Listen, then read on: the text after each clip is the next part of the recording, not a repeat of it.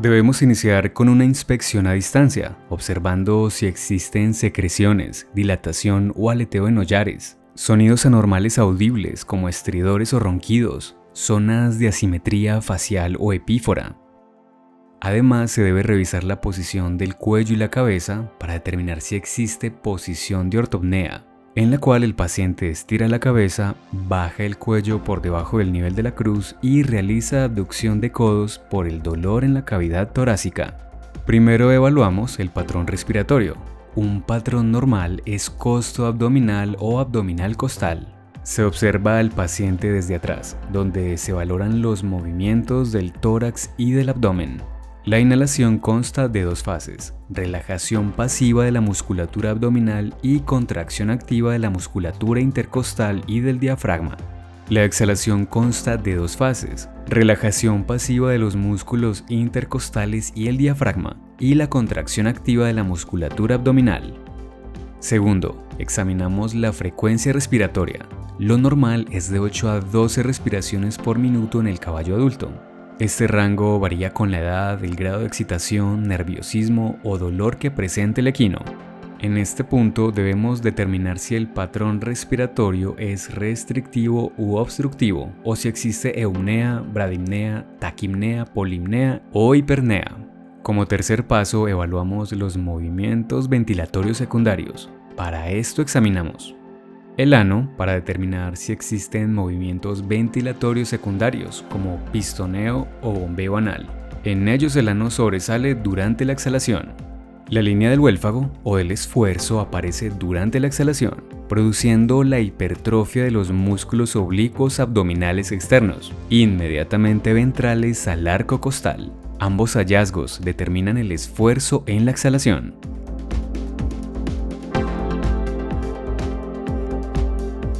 Los hollares de los equinos están divididos por el pliegue alar en conducto dorsal y ventral. El conducto dorsal conduce al divertículo nasal o falso hollar, el cual debemos evaluar con un dedo para determinar si hay presencia de ectoparásitos o estructuras quísticas. El conducto ventral conduce a la cavidad nasal. Con ayuda de una fuente de luz podemos revisar la porción más rostral de los meatos nasales ventral, común y dorsal. Aquí evaluamos la columna de aire que se exhala por los hollares para determinar si es simétrica o no. Con este propósito colocamos las palmas de las manos frente a cada hollar y así podemos sentir el flujo de aire. Esta es otra manera de evaluar la frecuencia respiratoria. Debemos caracterizar la apariencia de las secreciones encontradas en serosa, mucoide, mucopurulenta o sanguinolenta y evaluar de cuál de los meatos provienen. También evaluamos el olor de la columna de aire. En el piso de la cavidad nasal revisamos la abertura del conducto nasolagrimal, estructura redondeada, ubicada a nivel de la unión mucocutánea.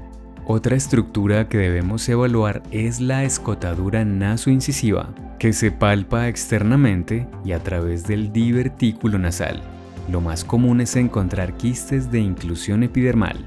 A nivel de los ojos valoramos las secreciones, como la epífora, a través del canto medial. Además, observamos si los globos oculares ocupan el mismo volumen en la órbita ocular.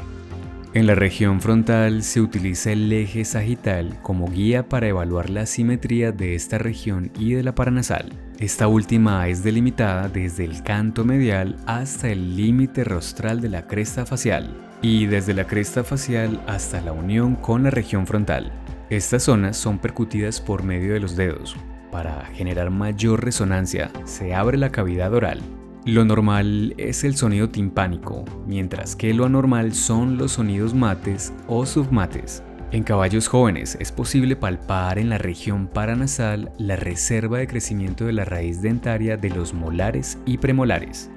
En cuadros de sinusitis pueden encontrarse asimetría facial, dolor a la presión o percusión, secreciones a través de hollares y cantos mediales, o cena, o mal olor a la exhalación y matidez o submatidez a la percusión. En la valoración del tracto respiratorio debemos inspeccionar los comederos y bebederos. También evaluamos la deglución de agua y alimento para comprobar si existe disfagia, odinofagia o regurgitación de alimento, agua o saliva a través de los hollares. Los linfonodos submandibulares son bilaterales y se ubican en el espacio intermandibular adyacentes a la rama horizontal de la mandíbula y a la altura del músculo macetero. A la palpación son aplanados, móviles, indoloros y sin aumento de temperatura. Allí existe una cadena retrofaríngea que se extiende entre el techo de la faringe y la región ventral de las primeras vértebras cervicales. Esta solo se puede evaluar si está aumentada de tamaño, es decir, si hay anormalidades. Debemos revisar la región de la laringe de manera externa, palpando la superficie dorsal de cartílago aritenoides hasta la región caudal, donde se evalúa el músculo cricoaritenoide dorsal. De esta manera se determina si existe atrofia.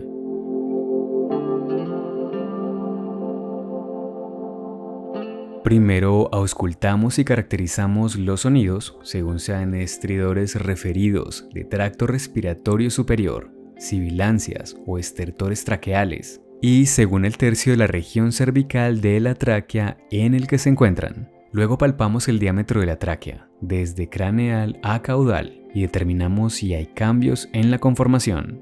Evaluamos el reflejo tusígeno de manera directa presionando los dos primeros anillos traqueales, generando así un colapso moderado de estos y manteniéndolo mientras se cuenta 1001, 1002, 1003 y luego se suelta. El reflejo es positivo si hay tos paroxística o si el paciente tose con una presión ligera. Además, debemos evaluar la presencia de secreciones en hollares o deglución activa. Este reflejo es positivo cuando hay afecciones en faringe, laringe o tráquea. En la forma indirecta, se realiza presión en toda la longitud de la porción cervical de la tráquea. Para auscultar los pulmones hay tres límites. El límite craneal, entre el ángulo caudal de la escápula y el olecranon, es decir, la línea de la musculatura del tríceps. El límite dorsal, entre el ángulo caudal de la escápula y la tuberosidad coxal. Y el límite caudoventral entre el olecranon y la tuberosidad coxal. Del lado izquierdo, los pulmones ocupan hasta el 16º espacio intercostal y del lado derecho hasta el 15º espacio. Por la influencia de la base del ciego, se debe respetar la escotadura cardíaca, para lo cual se debe tener en cuenta que el corazón ocupa el tercer, cuarto y quinto espacio intercostal, entre el codo y el hombro. Debemos auscultar caudal al corazón, es decir, la porción más ventral del pulmón. Si existe efusión pleural, este sitio es el primero donde se acumula, por efecto de la gravedad. Los espacios intercostales son las ventanas que permiten evaluar los pulmones y la cavidad torácica. Debemos auscultar al paciente en reposo y en una secuencia lógica que permita abarcar todo el pulmón, correlacionando así los sonidos con los movimientos de inhalación y exhalación. En la ubicación en craneal, caudal, dorsal o ventral se pueden encontrar sonidos anormales como estertores, sibilancias, roce pleural, áreas de disminución o ausencia de sonoridad pulmonar. La sonoridad pulmonar se atenúa o puede estar ausente por la masa muscular o la acumulación de grasa en pacientes musculados o sobrecondicionados. Si este es el caso, es necesario realizar la prueba de la bolsa. También debemos evaluar la presencia de pleurodinia o dolor en la pleura.